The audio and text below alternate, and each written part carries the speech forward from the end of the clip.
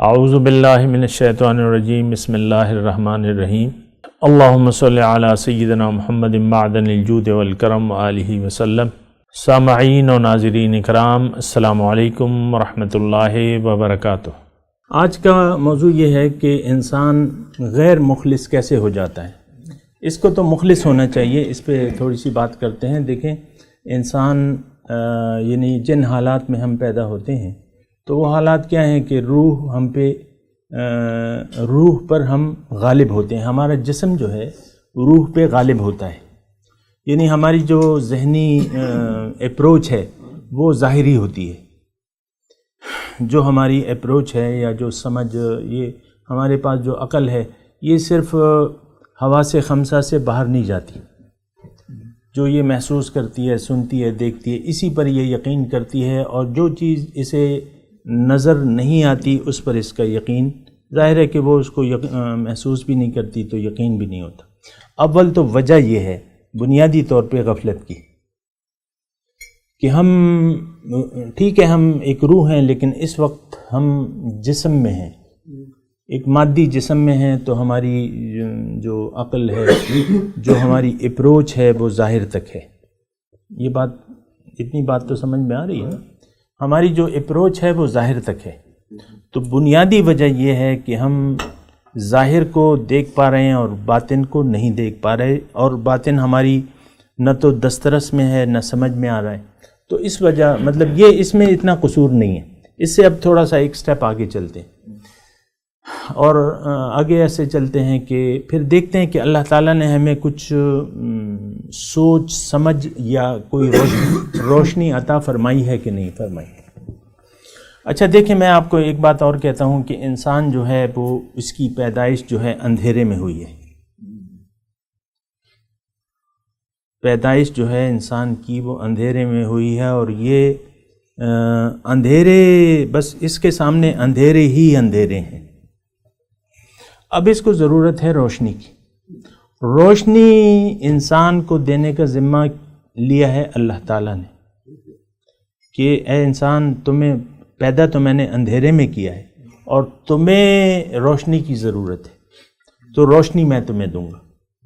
اِنَّ عَلَيْنَا لَلْهُدَىٰ، ہدایت یعنی روشنی۔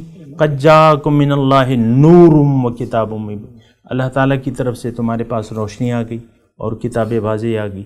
یہدی بہ اللہ من اتبع رضوانہ سبل السلام، اس کے ذریعے اللہ تعالیٰ ہدایت دے گا ان لوگوں کو جو اس کی رضاؤں کی پیروی کرتے ہیں۔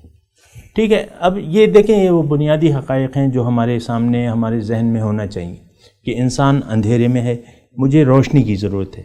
جب تک ہم اپنی بیماری کو تسلیم نہیں کر لیتے، ہم اس کے علاج کی فکر نہیں کریں گے۔ آپ یہ یعنی ظاہری طور پہ بھی دیکھیں کہ بیماری، جب علاج آپ اس وقت کرتے ہیں جب آپ کو پتہ چلتا ہے کہ یہ بیماری ہے۔ اب بہت سے شوگر والے ہیں، ان کو شوگر ہوتی ہے، کوئی ظاہری علامات نہیں ہوتی، لیکن وہ چونکہ ان کو یہ پتہ نہیں چلتا کہ مجھے یہ بیماری ہے، تو وہ علاج بھی نہیں کرواتے۔ لیکن کسی بھی حادثاتی طور پہ بعض اوقات پتہ چلتا ہے، وہ ٹیسٹ کرا لیتے ہیں، تو اس میں پھر ڈاکٹر کہتا ہے کہ بھئی تمہیں تو یہ مرض ہے، یا وہ جو بھی ہے۔ ایک تو یہ ہے کہ یعنی اس کا علاج کیا ہے؟ اس کا علاج یہ ہے کہ آپ محسوس کریں، یقین کر لیں کہ آپ اندھیرے میں ہیں، آپ کی سوچ غلط ہے، جو کچھ بھی آپ سوچ رہے ہیں وہ اندھیروں کے متعلق سوچ رہے ہیں، یہ آپ یقین کر لیں، ورنہ تو ہم میں سے ہر شخص افلاطون بنا ہوا ہے۔ آپ دیکھ لیں، ہر ایک شخص جو ہے وہ کہتا ہے کہ میں ہوں اور کوئی نہیں، میں سب سے زیادہ بہتر جانتا ہوں۔ دین کے متعلق بھی ہم کہتے ہیں کہ بھئی میں جو دین کے متعلق جانتا ہوں وہ تم نہیں جانتے۔ تو آپ دیکھ لیں، تو ایک یعنی یہ بنیادی طور پہ اگر یہ ہم بیماری تسلیم کر لیں کہ ہاں یہ بیماری ہے، اب یہ ہے کہ اس کے علاج۔ بیماری کیا ہے کہ ہم اندھیرے میں ہیں، جو سوچیں ہیں ہماری، آپ اس کو غلط تصور کریں، مان لیں کہ آپ غلطی پر ہیں، آپ اندھیرے میں ہیں، آپ بیمار ہیں۔ اب یہ ہے کہ اب آپ علاج کی فکر کریں۔ اب علاج کیا ہے؟ علاج قرآن جو ہے اس میں شفا ہے۔ وَنُنَزِّلُ مِنَ الْقُرْآنِ مَا هُوَ شِفَاءٌ، تمہاری بیماری کا علاج قرآن میں ہے. قرآن سے رابطہ کرو اور صاحب قرآن سے رابطہ کرو. ایک بیماری ہمیں یہ بھی ہے کہ ہم صاحب قرآن کے اپنے آپ کو محتاج نہیں سمجھتے. وہ کہتے ہیں کہ بھئی ہمیں تو ہمارے پاس تو بڑی بڑی تفسیریں موجود ہیں، ہم نے کیا کرنا ہے. تو یہ ایک بیماری الگ ہے کہ ہم کسی سے رابطے کی ضرورت محسوس نہیں کرتے. ہم کہتے ہیں بس یہ کتاب میں نے لکھ لی، اس کا ترجمہ پڑھ لیا، اس کی تفسیر پڑھ لی ہے بس، اور جو میری سمجھ میں آئے وہ درست ہے. یہ بھی ایک بیماری ہے. تو کتاب اور صاحب کتاب یہ ہمارا علاج ہے. صاحب کتاب کے پاس جائیں گے، وہ آپ کے دل پہ قرآن اتارے گا. پھر جو ہے آپ کے دل کی گرہیں جو ہیں، پھر آپ کو روشنی نظر آنے لگے گی. پھر آپ کو روشنی نظر، جو روشنی والا، قلوبہم مصابیح الہدا کے الفاظ آئے حدیث میں کہ ان کے دل جو ہے وہ ہدایت کے چراغ ہیں.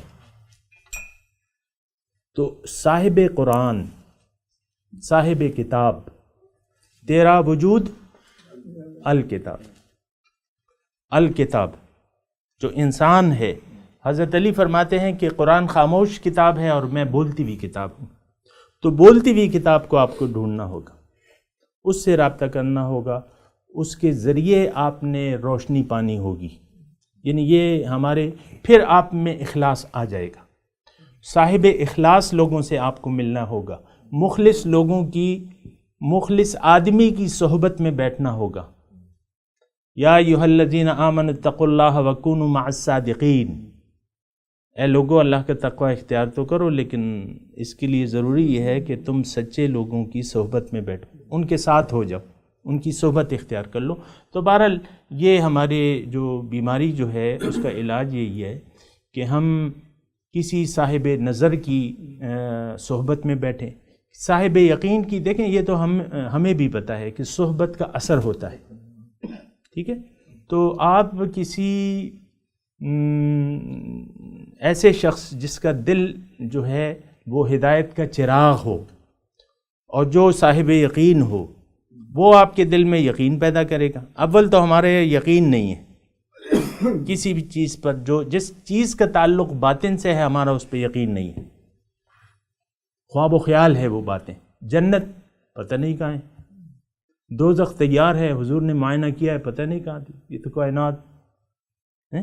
دوزخ ہے کہ نہیں ہے؟ جنت تیار ہے کہ نہیں ہے؟ اعدت. ہمیں یقین نہیں ہے. یقین نہیں ہے تو پھر اس کے لیے کوشش بھی نہیں ہوگی. دوزخ پہ یقین نہیں ہے، اس سے بچنے کی کوشش نہیں ہوگی. یہ سارے کام ہم کر رہے ہیں، بلکہ دوزخ میں جانے کی بہت جلدی ہے ہمیں کہ ہم دوزخ میں چلے جائیں. بہرحال یہ چند الفاظ ہیں، میں نے آپ کو کہہ دیے. وآخر دعوانا ان الحمد للہ رب العالمین. مولاي صل وسلم دائما ابدا على حبيبك خير الخلق كلهم.